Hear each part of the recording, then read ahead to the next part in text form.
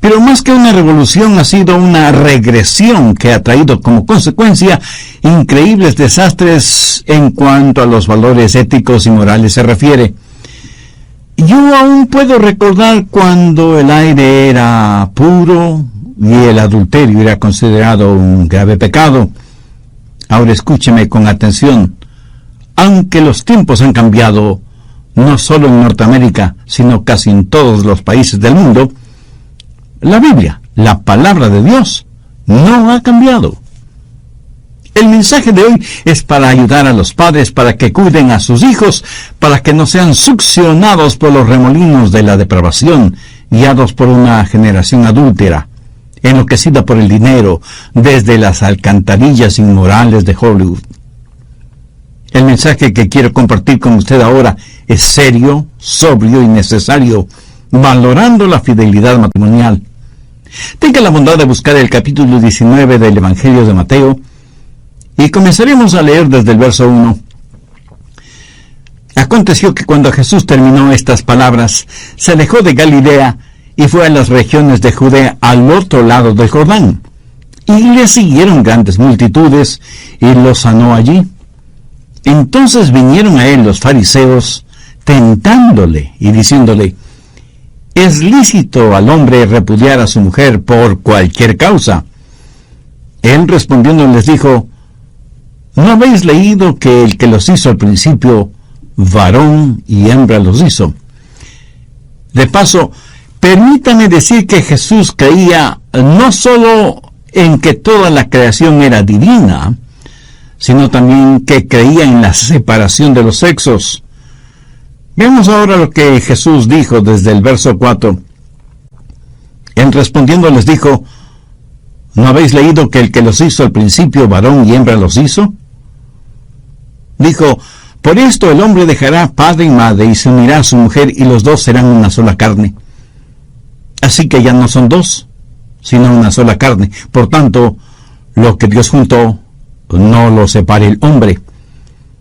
Hay varias cosas que deseo que note al mirar la palabra de Dios para comprender bien el tema de atesorar la fidelidad conyugal. Primero, la provisión para la vida matrimonial. Al principio Dios los creó varón y hembra. Dios ordenó el matrimonio en el jardín del Edén.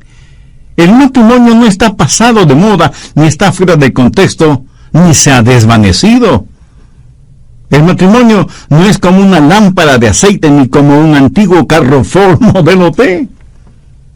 El matrimonio no es algo obsoleto. Piense conmigo por un momento en la provisión que Dios hizo para el matrimonio. Es un plan divino de la creación. Note las palabras de Jesús en el verso 4. ¿No habéis leído que el que los hizo al principio, varón y hembra los hizo? El matrimonio es la primera institución ordenada por Dios.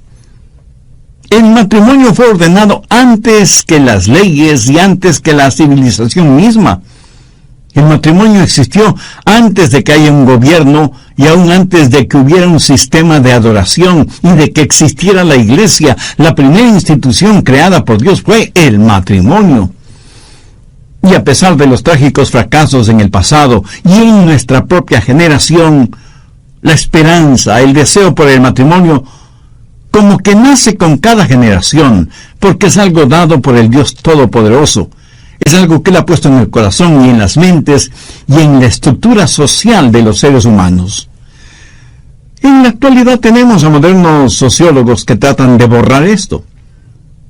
De hecho, uno de nuestros jóvenes estudiantes universitarios me entregó una información de un curso de sociología de la universidad en donde él estudia. Y esa información entregada por el profesor de sociología dice, entre otras barbaridades, lo siguiente: la familia es un producto de una determinada sociedad en un tiempo particular de la historia. Y así como la estructura social de la sociedad cambia, así también debe cambiar la forma o estructura de la familia y la función y rol que la familia desempeña en la sociedad. ¿Qué es lo que está diciendo ese pseudo profesor? que la familia solo es un producto de la sociedad, de los tiempos o de la evolución.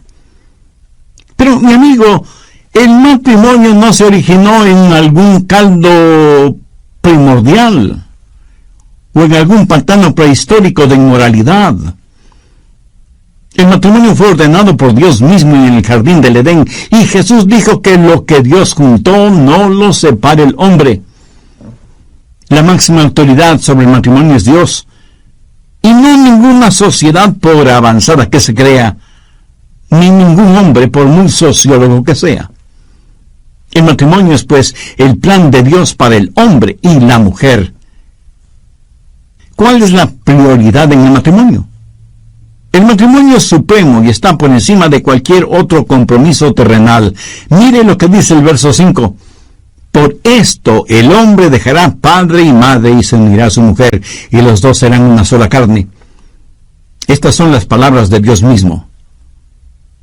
Los padres no son el supremo compromiso. Oh, cierto, debemos honrar a nuestros padres, pero la Biblia enseña que un hombre debe abandonar padre y madre para unirse a su mujer. Eso quiere decir que hay que cortar el cordón umbilical de la relación entre los padres con los hijos y dejar de ser el hijo de mamita o la hija de papito. Y esto usted lo entiende muy bien, ¿verdad? Los hijos no son el compromiso supremo. Cierto, debemos amar y cuidar de nuestros hijos, pero si usted es una madre, comete un trágico error cuando derrama toda su devoción y cuidados en sus hijos, olvidándose de su esposo, y sin pensar que tarde o temprano los hijos abandonarán el hogar. La relación marido-mujer es, en la Biblia, la más importante de las relaciones, más importante que la relación padres e hijos. El mundo de los negocios no debe ser su compromiso supremo. Muchos de ustedes están en peligro de sacrificar sus hogares en el altar de los negocios. Muchos hombres y mujeres son más fieles a sus trabajos que a sus cónyuges. Muchas parejas terminan divorciándose cuando por motivos de trabajo tienen que reubicarse en otro estado o provincia o en otro país. Muchas veces pensamos que un hombre tiene éxito cuando antes de cumplir sus 30 años se ha divorciado 2 veces, padece de úlcera estomacal a los 35, a los 40 sufre un ataque cardíaco, pero es un alto ejecutivo en alguna empresa. En el verso 6 Jesús dice, así que ya no son más 2, sino una sola carne. Por tanto, lo que Dios juntó, no lo separe el hombre. Y a pesar de esta clarísima enseñanza, un juez en una conferencia nacional, en un simposio relacionado con el tema, dijo, debemos enfrentar los hechos y permitir a nuestros jóvenes el que se casen 2 o 3 veces antes de que sienten cabeza definitivamente. Esta es la mejor propaganda para los matrimonios desechables, que va totalmente en contra de la palabra de Dios. Así que no son ya más 2, sino una sola carne. Por tanto, lo que Dios juntó, no lo separe el hombre. No hay nada más hermoso que la intimidad matrimonial. Marido y mujer como arco y violín. Separados no sirven para nada. Juntos pueden producir hermosa música. Marido y mujer, una sola carne. Un matrimonio monógamo que no se lo debe confundir con un matrimonio monótono. Cuando Dios no nos permite alguna cosa es para que no nos hagamos daño a nosotros mismos. Y cuando Él nos lo permite es para nuestra felicidad. En una encuesta sobre el matrimonio, realizada no hace mucho tiempo, se descubrió algo muy interesante.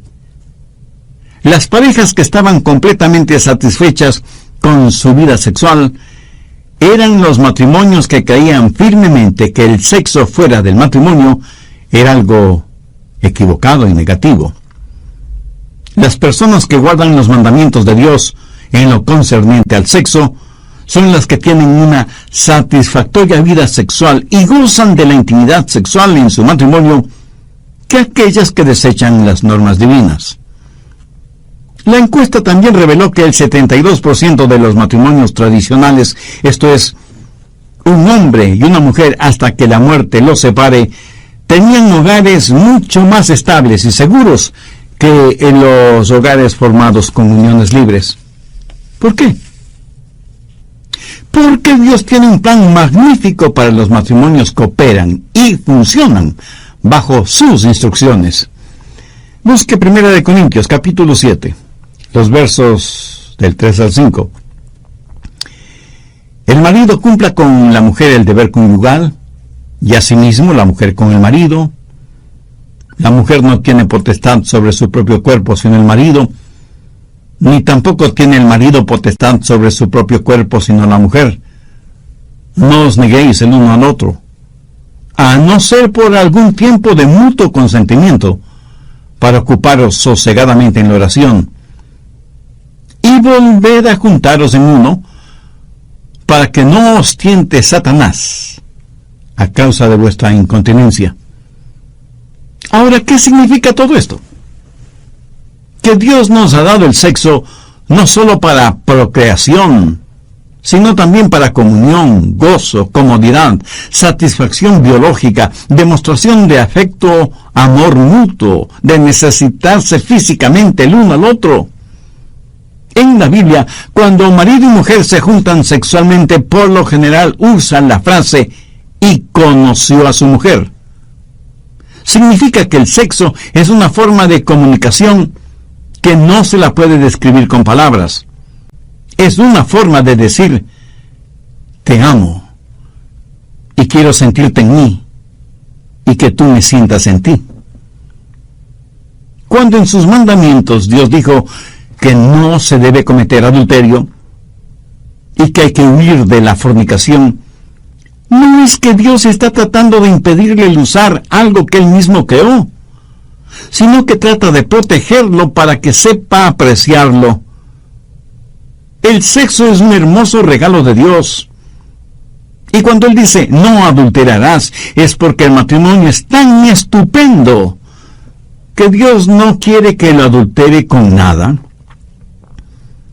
Si usted tuviera una pintura original de Rembrandt o Miguel Ángel o Van Gogh, estoy seguro que no la tendría exhibiéndola en las paredes de su oficina o de su sala, sino que la tendría bien asegurada en la bóveda de algún banco.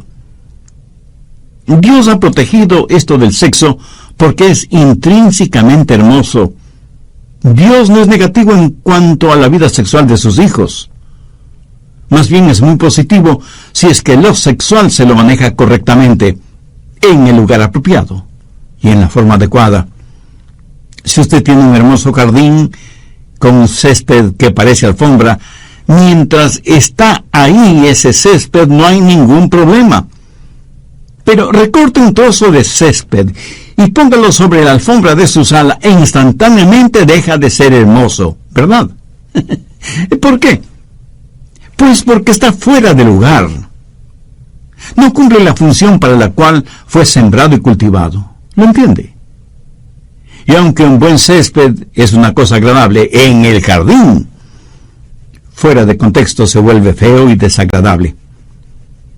Bien, primero hemos visto la provisión para la vida matrimonial.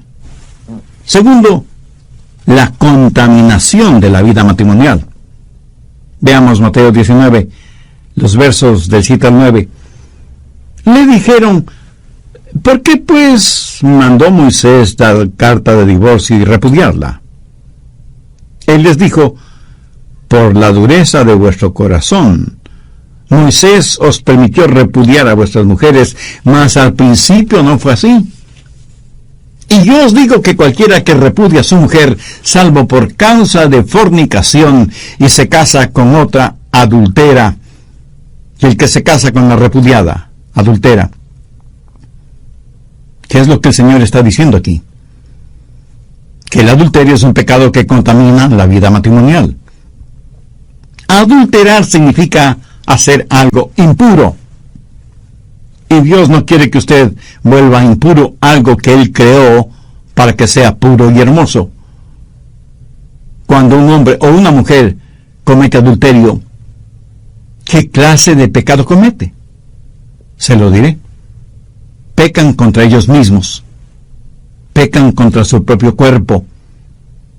En 1 Corintios 6:18 la Biblia dice: huid de la fornicación. Cualquier otro pecado que el hombre cometa está fuera del cuerpo, mas el que fornica contra su propio cuerpo peca.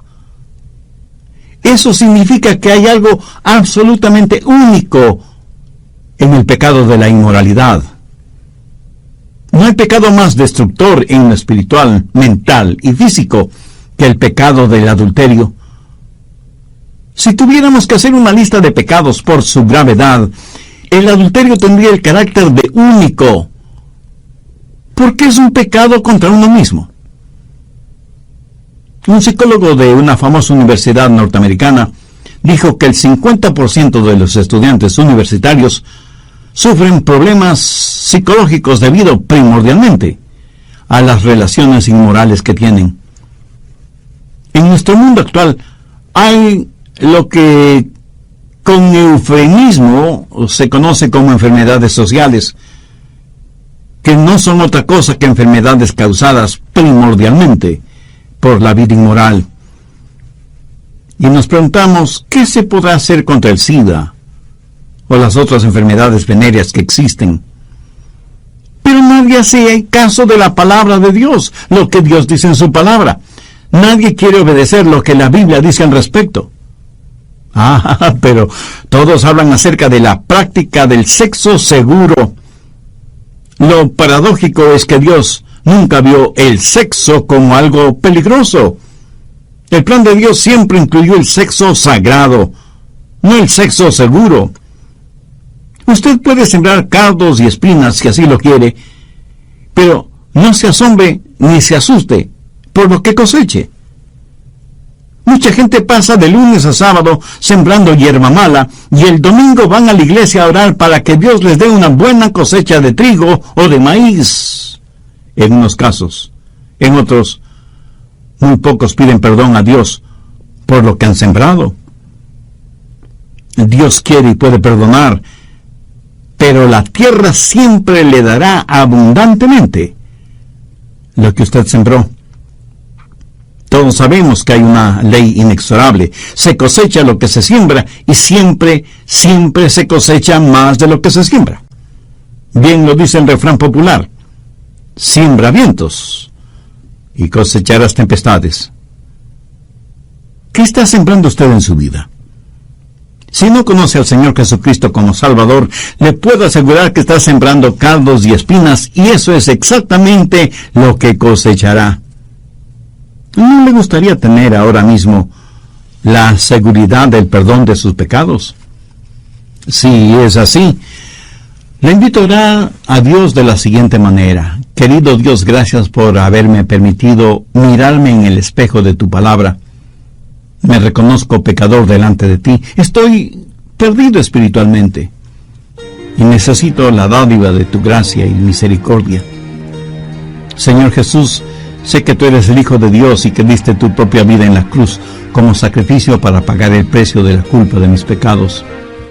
Este momento, con toda la fe de la que soy capaz, te recibo en mi corazón como mi Salvador y mi Señor, y te entrego el control de mi vida. Hazme un instrumento útil en tus manos y ayúdame a hacer tu voluntad. Lo pido en tu santo nombre. Amén.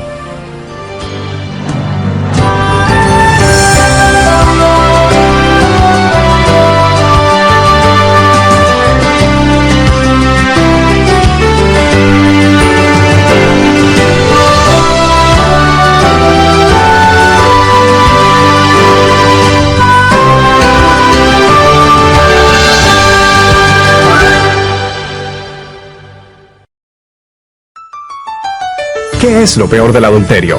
Lo peor del adulterio es que es un pecado contra Dios. Es como poner nuestro puño cerrado frente al rostro de Dios. Cuando David cometió el pecado de adulterio, si bien es cierto que se arrepintió, Escuche lo que dice en el Salmo 51:4: contra ti solo he pecado y he hecho lo malo delante de tus ojos. ¿Por qué dijo David eso? Porque Dios ya lo había dicho sin ningún titubeo en el libro del Éxodo: no cometerás adulterio. El adulterio muestra desprecio y falta de respeto hacia Dios. Este es un tema fuerte. Con todo, se debe predicar porque con una experiencia de adulterio, además de romper la ley de Dios, se quebranta el corazón de un Dios amoroso y santo. De lo que nadie debe tener dudas es que Él juzgará el pecado de adulterio. Hola, ¿qué tal? Les saluda Irving Ravelo. Hoy, en El Amor que Vale, el pastor Adrián Rogers, con su habitual honestidad, comparte verdades bíblicas, profundizando para ayudarle a crecer en su relación con el Señor Jesucristo. A continuación, el doctor Adrián Rogers, en la voz del pastor Lenín de Llanón, concluye su enseñanza, valorando la fidelidad matrimonial. Lord Byron, el famoso poeta inglés, fue un joven completamente mundano y su corta vida la vivió en depravación absoluta. Sin embargo, escribió lo siguiente: mis días son como una hoja amarillenta. Las flores y los frutos de la vida han desaparecido y solo me quedan los gusanos de mi gangrena y mi propia aflicción. ¿Qué sucedió con él? Pues que creyó en las mentiras de Satanás y se hundió en una vida completamente inmoral, en todo sentido. El adulterio es un pecado contra uno mismo, pero además es un pecado contra el hogar. Las inocentes vidas de los hijos son destrozadas por causa del adulterio.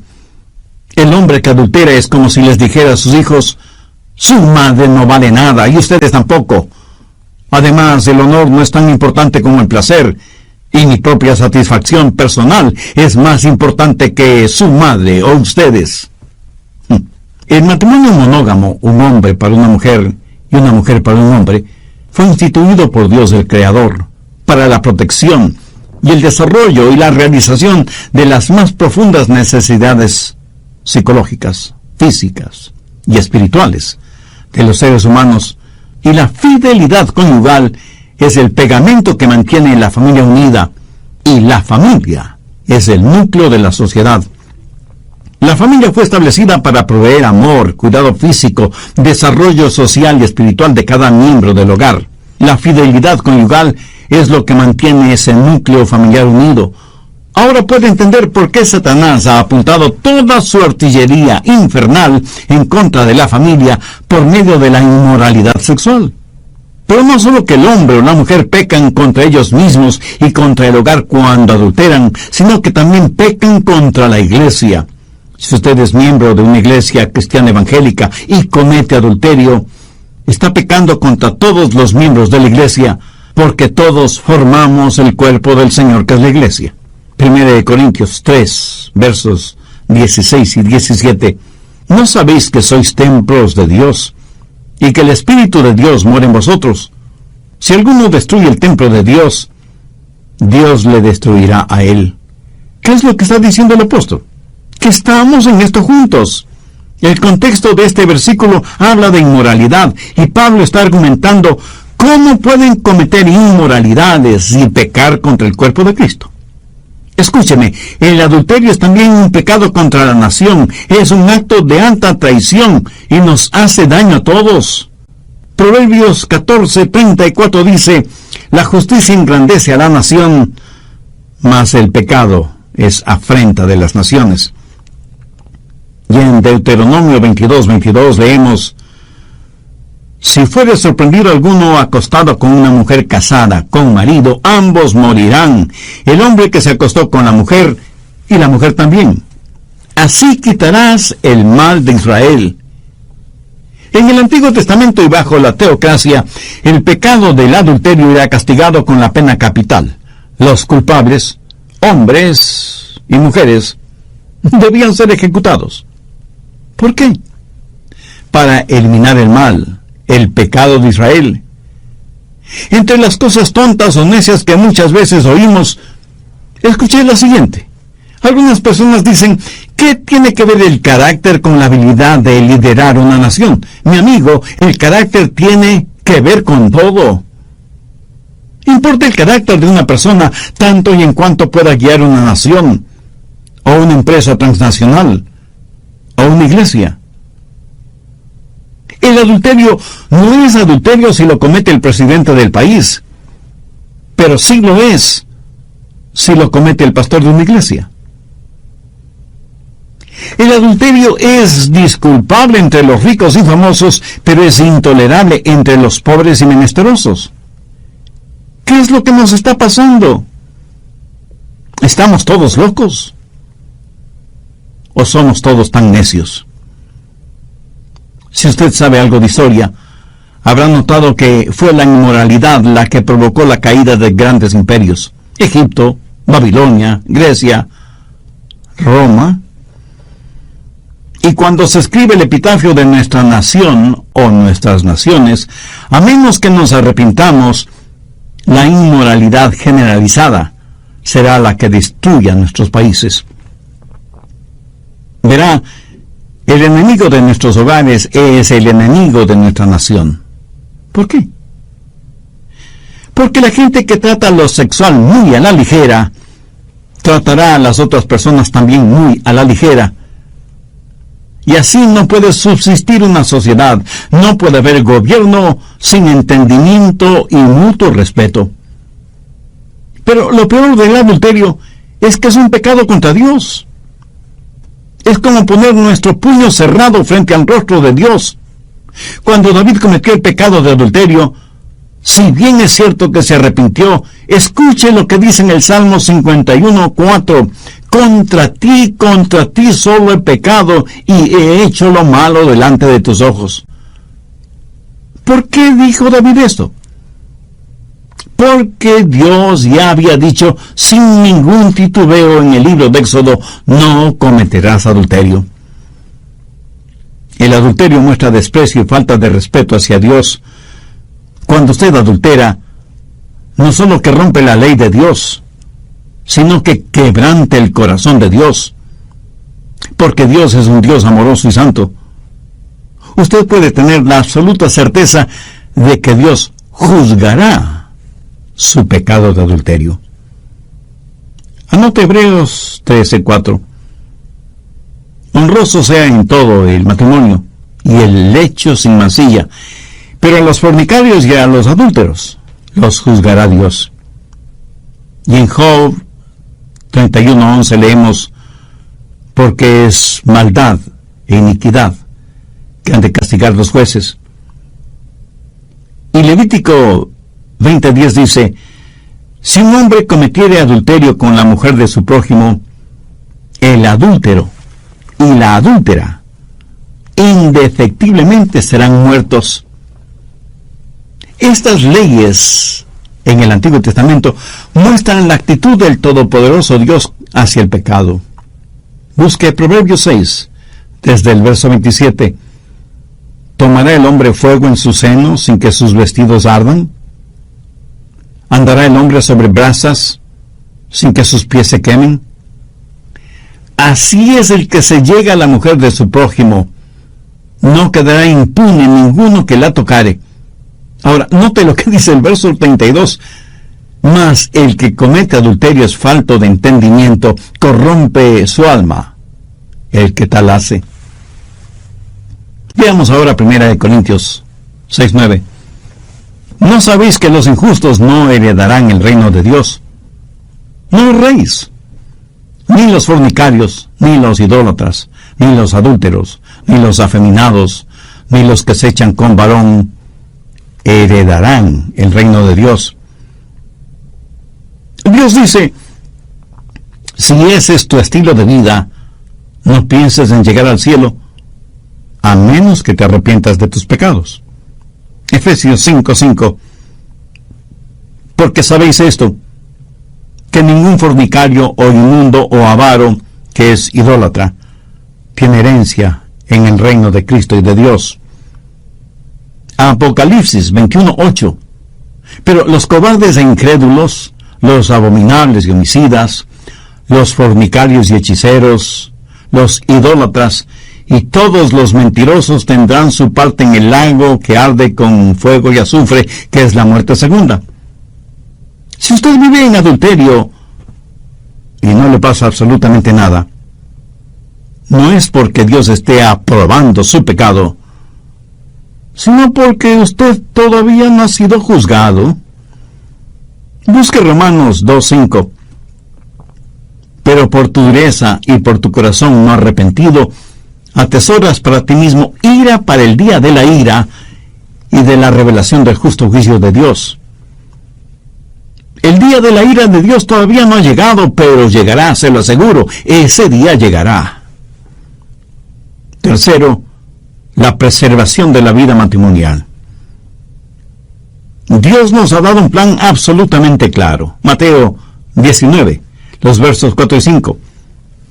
Él respondiendo les dijo: ¿no habéis leído que el que los hizo al principio, varón y hembra los hizo? Y dijo: por esto el hombre dejará padre y madre y se unirá a su mujer, y los dos serán una sola carne. Le voy a dar algunas palabras para que le ayuden a mantener su matrimonio en el camino correcto y para que usted se conserve puro. Decisión. Tome la decisión de vivir para Dios. Recuerde que Dios jamás forzará su voluntad en usted. El escuchar estos mensajes no le cambiará a menos que usted decida obedecer la palabra de Dios. Escoja este mismo día a quién va a servir. Entregue su corazón y su vida a Cristo. Dependencia. No es suficiente el decidir, sino también el depender de Dios. Porque usted en usted mismo no tiene la fortaleza espiritual para hacerlo, y Dios quiere ayudarle si usted depende, confía en Él. En 1 Corintios 10:13 leemos: no os ha sobrevenido ninguna tentación que no sea humana, pero fiel es Dios, que no os dejará ser tentados más de lo que podéis resistir, sino que dará también juntamente con la tentación la salida para que podáis soportar. Devoción. Comience a amar al Señor con todo su corazón, con toda su mente, con toda su alma, con todas sus fuerzas. Ame a su cónyuge como se ama a usted mismo. Ame con un amor sobrenatural. Después de su decisión y su dependencia, deje que Dios derrame su amor por su intermedio. Usted debe amar a su cónyuge, no si es que se le antoja, sino porque es mandamiento de Dios. Maridos, amad a vuestras mujeres. Las ancianas deben enseñar a las mujeres jóvenes a amar a sus maridos y a sus hijos. Escúcheme, el amor hacia su cónyuge fluirá del amor que usted tenga hacia Dios. Desarrollo. Continúe alimentando su amor en forma diaria. Nutra cada día su amor. El amor no es como un diamante exquisito que usted tiene y lo contempla y admira su belleza y lo exhibe de vez en cuando, pero que la mayor parte del tiempo lo tiene bien guardado. El amor es algo que crece. Es más como una flor que necesita ser nutrida, cuidada, cultivada, protegida, y cuya belleza total se desarrolla durante toda una vida. Hombres casados coquetean todavía con sus esposas. No lo haga con otras mujeres, pero sí con su esposa. Mantenga su carácter romántico durante toda su vida. Nunca llame a ninguna otra mujer con adjetivos calificativos que solo deben ser dedicados a su esposa. Expresiones como corazoncito, mi negrita, mi gordita, mi flaquita, terroncito de azúcar o lo que sea, deben ser expresiones que usted se las dice a su esposa y no a ninguna otra mujer. Disciplina. 27 veces.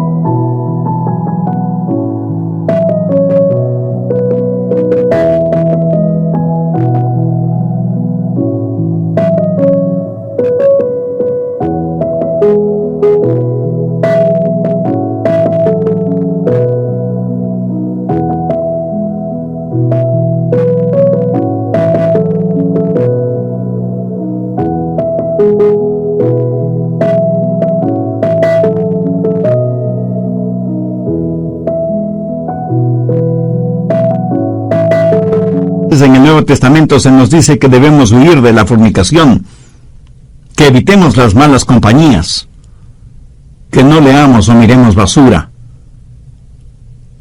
Permítame preguntarle, ¿comería usted basura?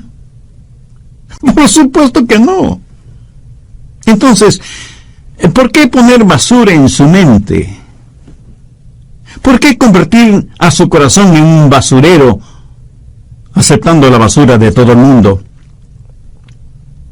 Cuando era todavía estudiante en la universidad, sobre mi escritorio tenía una plaquita con la siguiente frase: aquel que no quiera caer, no debe caminar por lugares resbalosos. Manténgase puro y limpio. Sea cuidadoso con lo que pone frente a sus ojos, con lo que escucha. Hay necesidad de tener disciplina.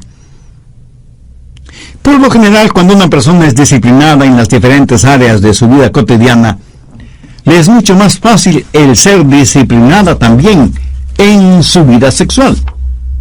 Determinación. Y quiero decir, decídase de una vez por todas. Escuche lo que dijo Job. Hice un pacto con mis ojos. ¿Cómo pues había yo de mirar una virgen? Y el rey David exclamó: pronto está mi corazón, oh Dios. Mi corazón está dispuesto. Determine en su corazón y en su mente de una vez por todas tener una vida sexualmente pura.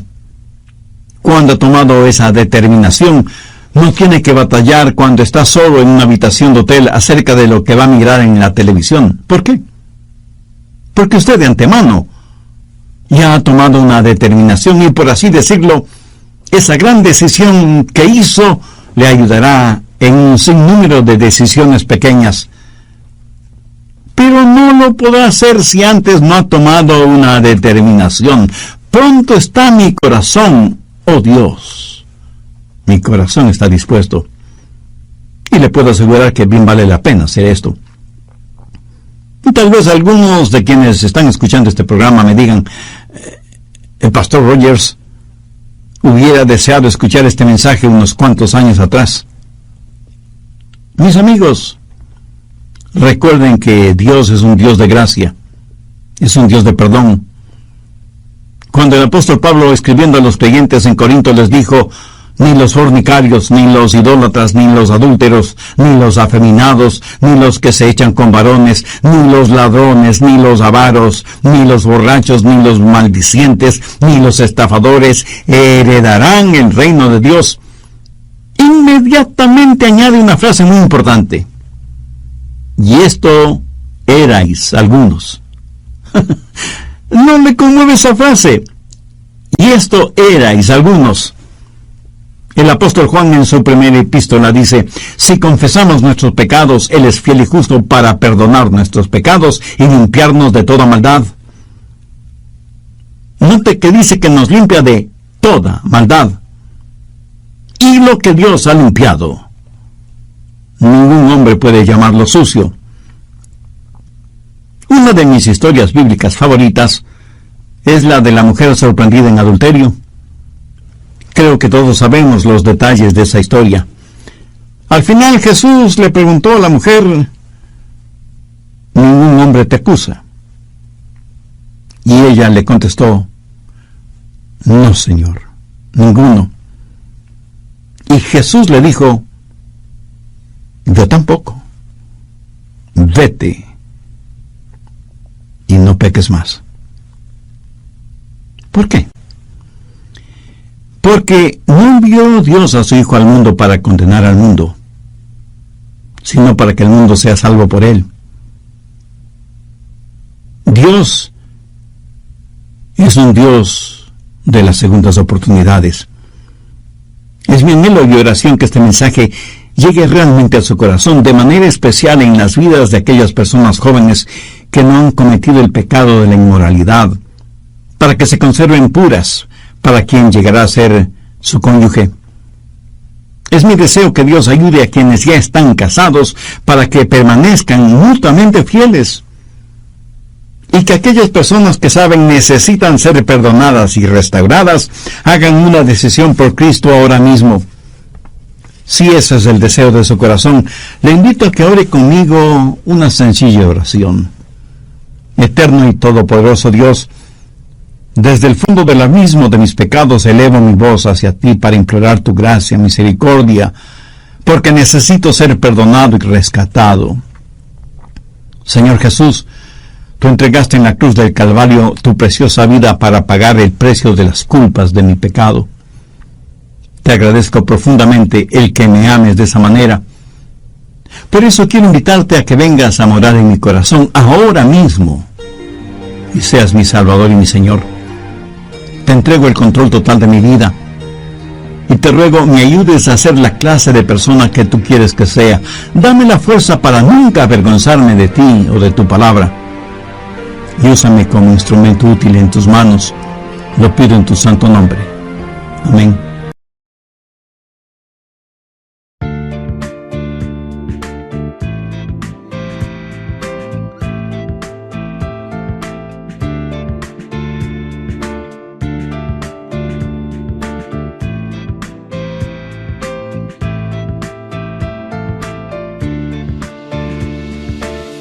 You have changed my life with your words and motivation. You helped me to become a better person. I feel so great about your love. Never felt that before. You have changed my life with your words and motivation. You helped me to become a better person. I feel so great about your love. Never felt that before. You are not only good by heart, but you also have a good soul. I'm lucky to find someone as wonderful as you are. I am so thankful to you for coming in my life and making it so nice.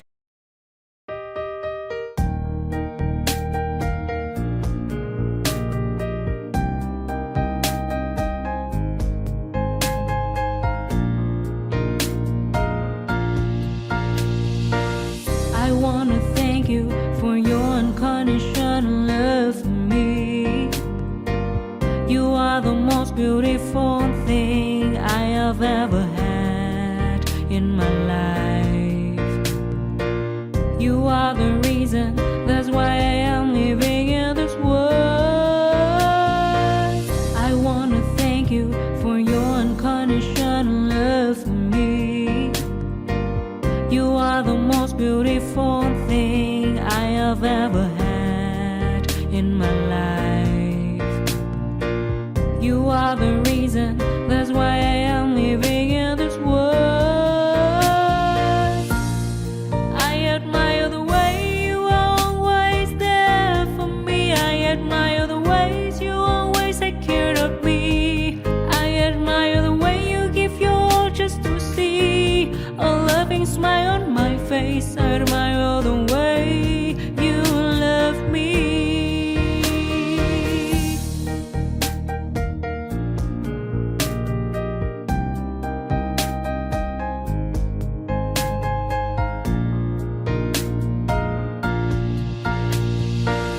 I wanna thank you for your unconditional love for me.